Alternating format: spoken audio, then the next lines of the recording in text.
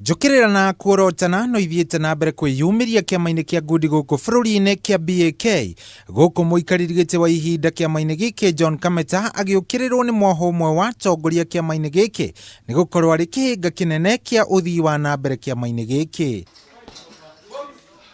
Kuringana na atongoria aya aria mekwaragia mari kaunti-ini ya Nakuru matongoretio ni mwandiki munene kiama-ini giki Isaac Mbote, Kameta ni worehaga njatukano ici kumana na utongoria wake moru wa kwigirira na gwitindikiriria hari andu mataramwenda. Kameta, I'm coming after you. I'm coming for you. You're not going to run this federation as a personal property.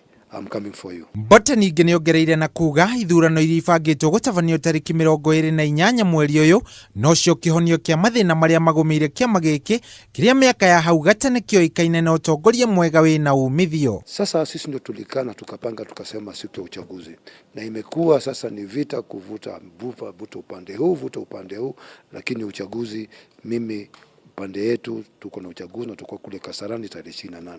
Ithurano ici iratanywo gukorwo igithurimwo ni kiama kiria githurimaga ithurano guku bururi-ini nikio IEBC na igakorwo igiuka kurehe utongoria mweru kiama-ini giki kiria gikoretwo na njatukano kuma mwaka wa 2015.